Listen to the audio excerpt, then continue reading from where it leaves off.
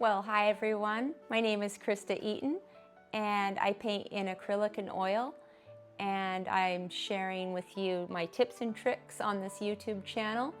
And today I'm going to be painting these beautiful tulips using these catalyst wedge tools.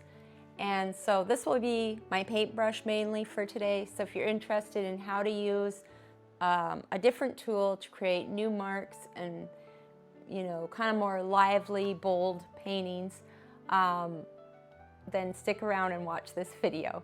So I hope you enjoy, and let's get painting. Okay, so I've got everything set up here, and I just wanted you to see, I have this Kraftgeek easel, and it extends to a full stand-up easel as well. But when you shorten the legs, it works well for a table easel. So I'll put a link to that in the description. And it folds up into like a tiny, little thing, and you can put it in a backpack and bring it with you anywhere. Anyways, that's my little shout out to Kraftgeek easel. So I've got my paints out. I'm using some cobalt blue. This is some, what is it? I always forget these different quinacridone. This is magenta. I thought for these tulips, I'll keep that one close by in case I need to reload. Gray and some titanium white, and this is just some of these fun colors I've been talking about, the Liquitex Basics. This is unbleached titanium. I thought I might use that in the background, who knows. Some Viridian green, sap green, and this is another one of those colors, the light olive green. And this is some transparent yellow oxide and some cadmium yellow. So, and I'm using this tray that I bought in the painting section at Michael's. And I know Michael's can be a little expensive, but if you go in and just use your coupon, your 40 off coupon, it's pretty useful.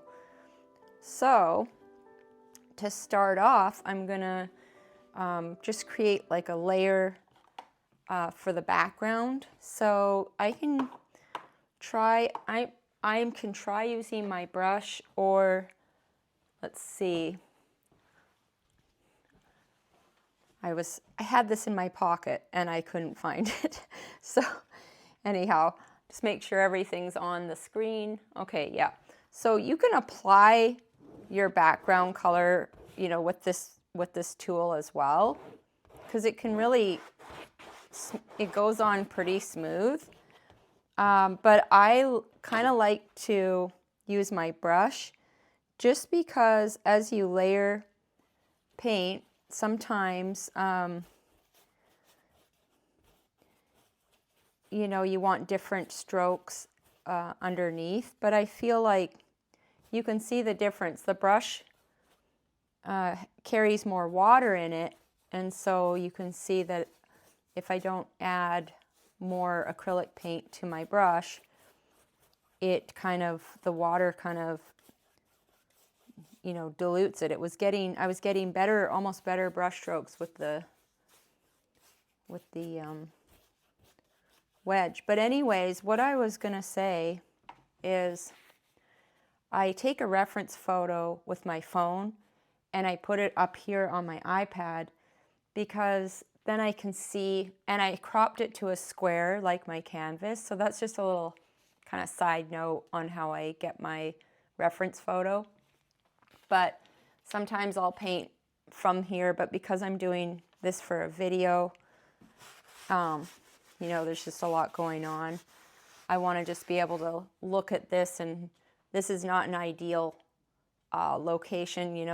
When you paint from real life, you would, have it more in front of you. And so to fit it all in the video, I put the reference photo on this iPad. So you can see that even though I'm painting these tulips, I'm going to be using this as my reference. And you don't always have to follow your reference exact. So I'll probably change the way that looks a little, because, for example, I'll want the tulips to be a little closer together and not so spread out. So I just used that base layer of transparent yellow oxide. I think that was the only paint color that I used that was, maybe a golden brand. Most of them I used were these Utrecht from Blick Art. All right, so now I'm going to start to, so two ways to start a painting. I'm going to show you one way first. So I'm going to get some of that quinacridone magenta, and I'm going to sort of doodle where some of these tulips are going to go.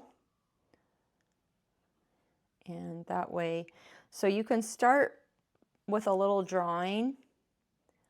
You can, there's lots of ways to start a painting, but this way you can kind of map out where you're going to put things before, you know, you start applying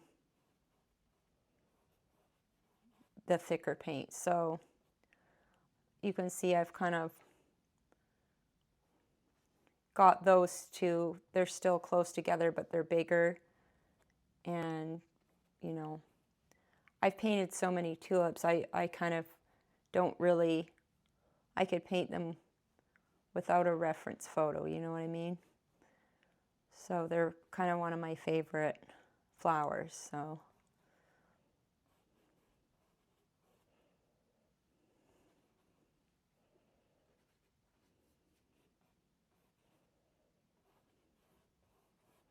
Okay, so once you kind of sketch a few of those in, you can even in the early stages get some sap and put in a few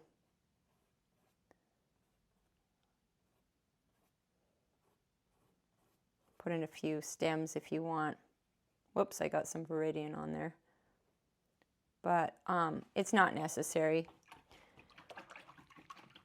because we're mostly going to be using this tool. So I'm going to go and get some of that magenta to begin with.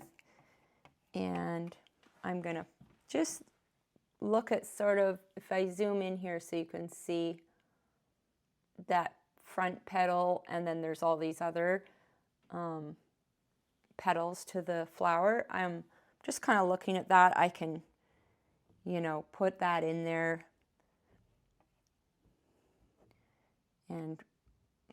But for now, I don't even need to worry so much about that detail.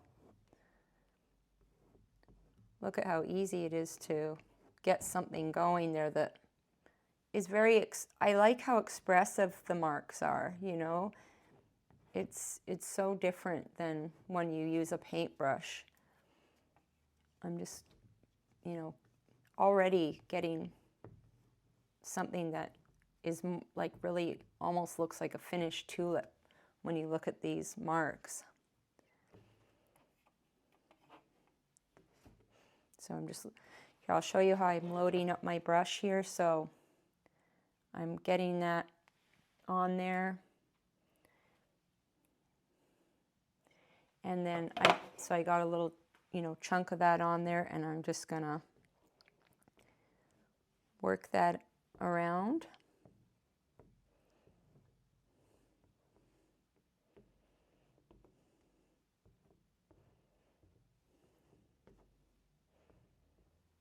And remember, we're going for loose, so, you know, they don't need to be, we're not doing perfect realistic tulips. We're going for more of a looser abstract kind of painting here.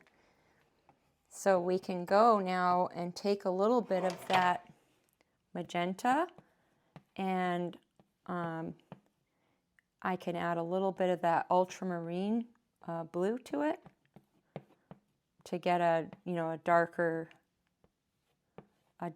deeper kind of version of that.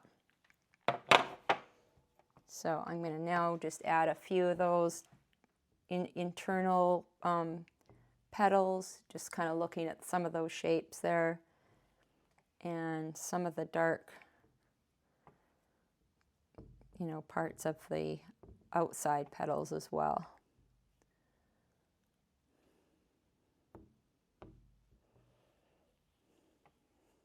And same with over here.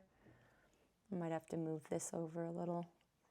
But I kept this out because I knew I'd probably need more paint.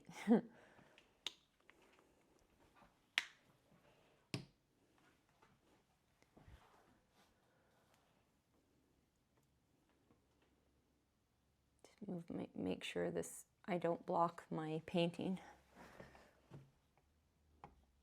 So I'm mixing some of that up. Just make sure you can see my, yeah, you can see my palette. I never know, I never know what, if I'm recording, you know, the whole thing or not.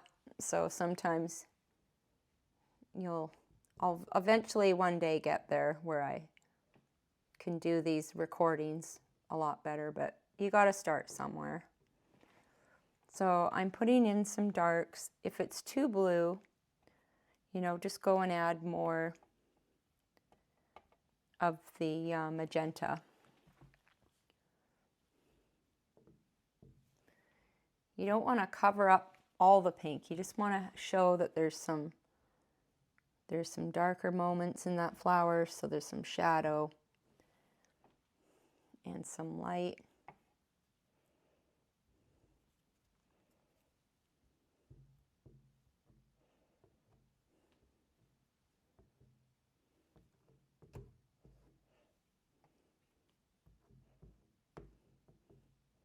I'm just adding more magenta there so it's not so dark.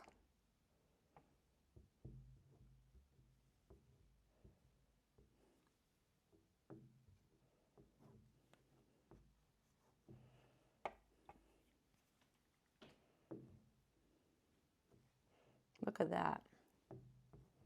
Tulips in less than 10 minutes, I should have called it. So now you got it. What's also so cool is you got, when you apply paint this way, you can kind of carve into it. You know, it's just sort of, it's a whole different way of painting.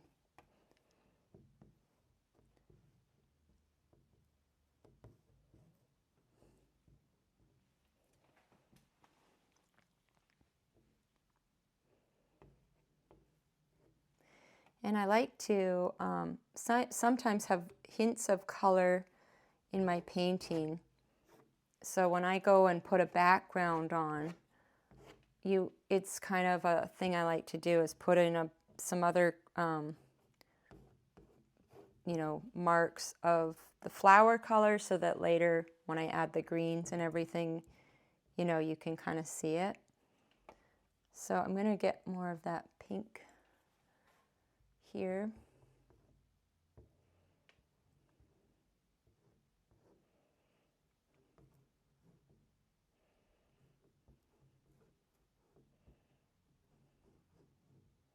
I find it so much fun to paint this way. You surprise yourself kind of with the marks that you end up with. It's like when you make a tie-dye t-shirt or something, you never know how it's going to end up, but you know, it just happens and it's kind of exciting. Okay, so I can just put a little more of that in the... Okay, so I'm just going to use a paper towel to kind of clean off most of that paint. And you don't need to clean it off perfectly.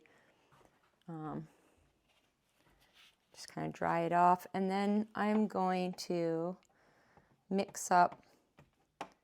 I can actually use some of that purple in with my green. So now I can go in, and there's all these pretty greens. I'm going to go in and just sort of block in some green.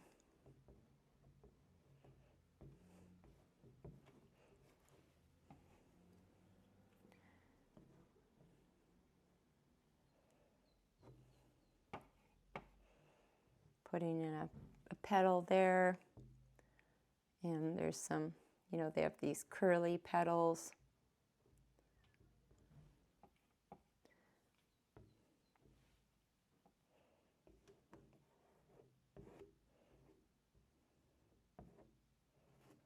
This is just the block in, so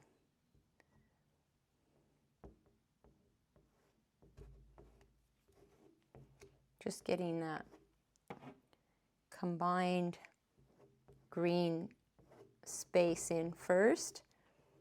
And you can see why I put those little bits of purple in. They're really coming out now.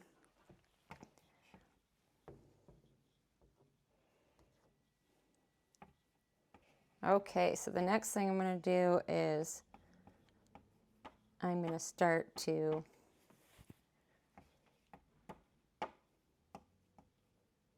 add a few lighter highlights to the green.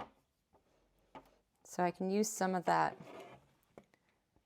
olive green or a little bit of that cadmium yellow and just mix up a pile of that green.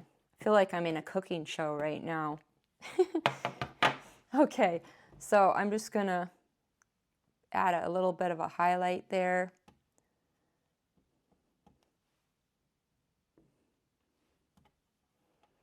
Just shovel that paint. So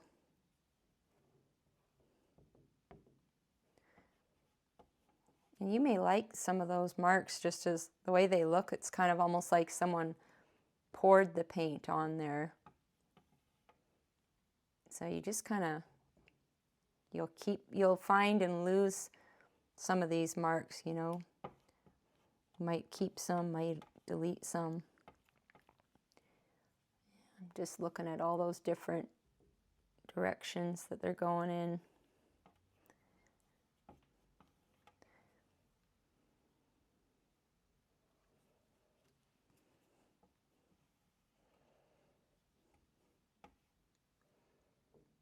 Just really big and bold, you know, brush strokes here.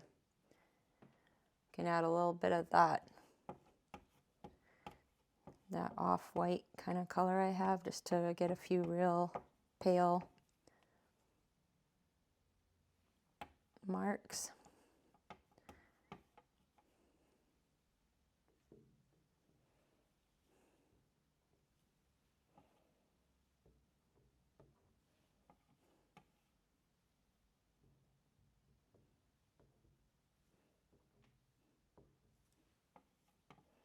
Just sort of scooping the paint and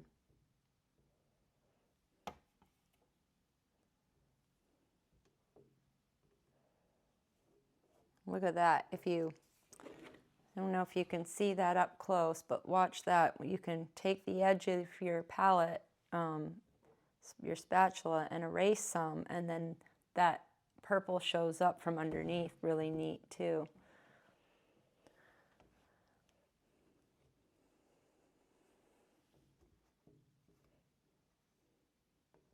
Okay, now I'm going to leave the green for a bit. Just wipe my spatula off. And I'm going to go back now and work on some of the highlights to the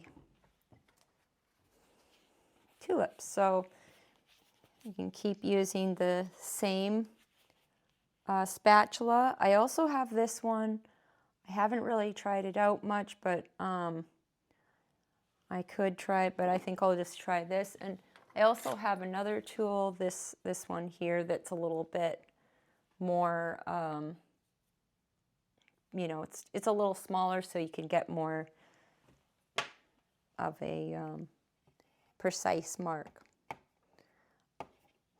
So I'm going to add a little bit of white to this mix just to get it a little lighter, a little more of a highlight kind of color. And I'm looking at some of these highlights here. Put some of that in there.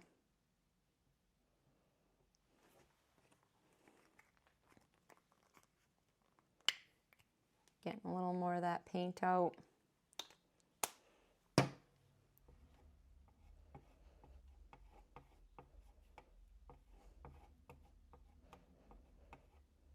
And I'm gonna just mix that up a bit, and then I'm gonna put in some of those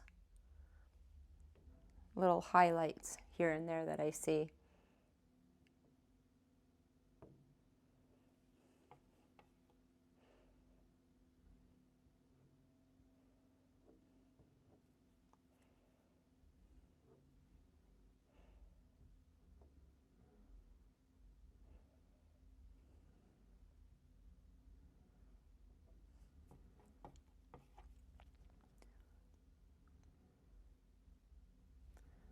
You can see those kind of tulipy marks going in there. And you can put some highlights on the edges of that one.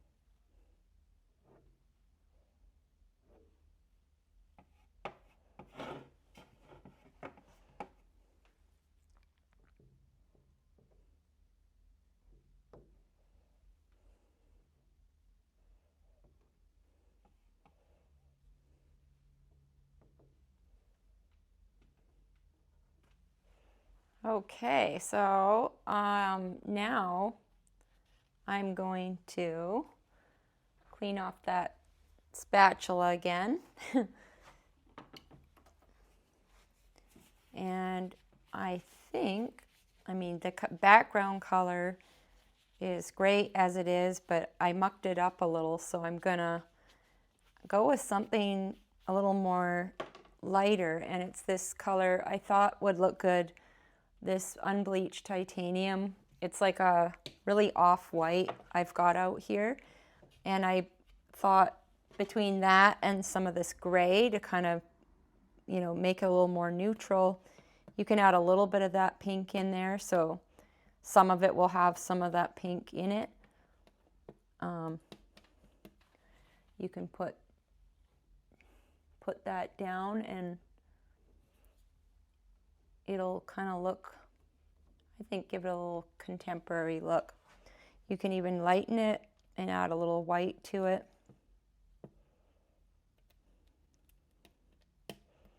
I put out the pink and the gray, but I kind of like this. And you can leave some of that pink up there.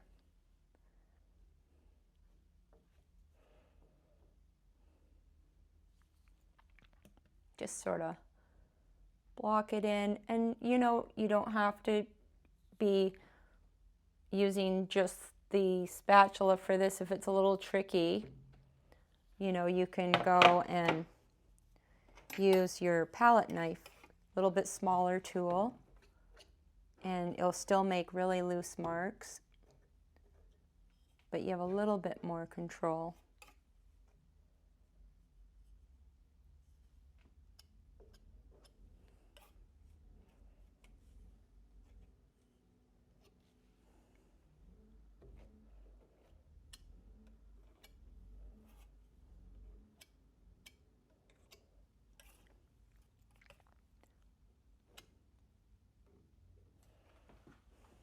So you can see how fun this is, like putting on this thick paint.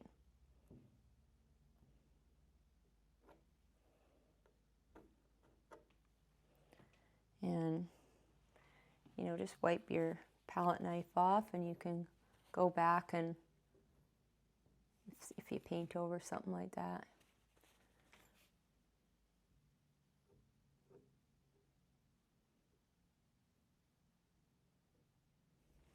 Soften the edge a bit.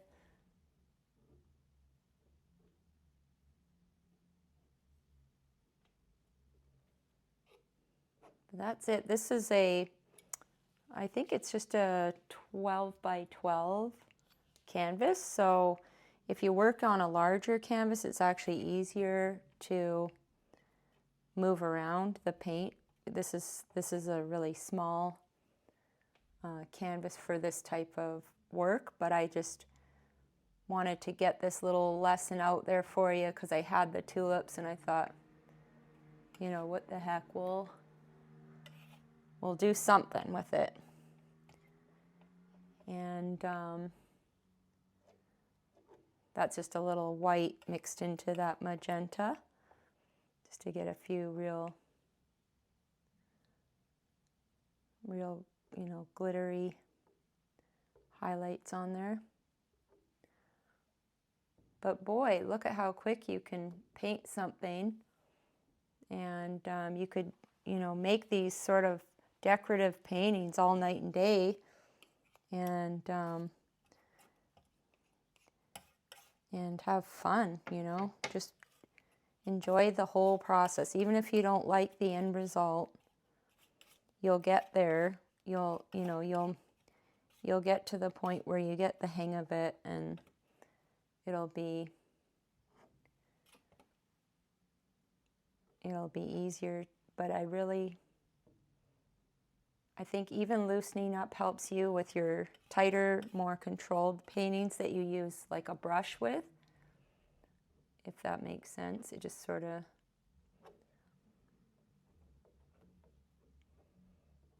gives you, even just for painting backgrounds for your, say you're a still life painter or something, you know, it just gives you some more experience there.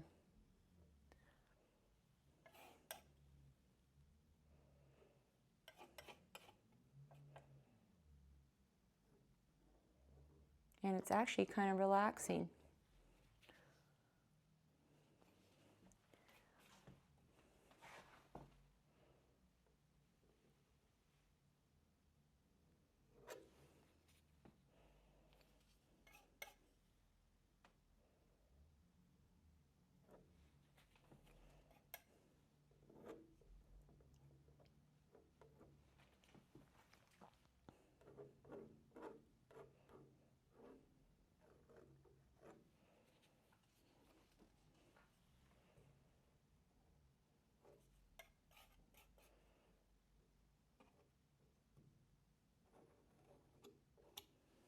All right, well, you can always go in, you know, there's no rules. So if you get a nice loose painting, but you say, well, I really just want to fix a few things up with, you know, my paintbrush, you know, don't confine yourself to some sort of strict rule, because you want to have fun and keep it fun. So if you want to touch some spots up with a regular brush, you can do that too. Some things look really good just looking kind of super messy, and so, you know, I sometimes overdo it with the brush, but that's probably about, you know, all I need to do with that. Maybe I would just put a little bit more of a stem on that one.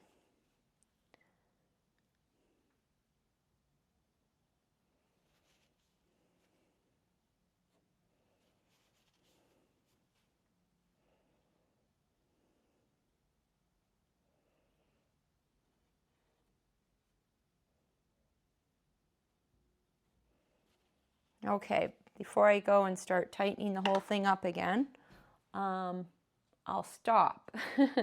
So let me just zoom in and see what we got here. So you can see some of those thicker brush strokes. So I hope you enjoyed this little lesson as much as I did, and I'll look forward to teaching you in the next video.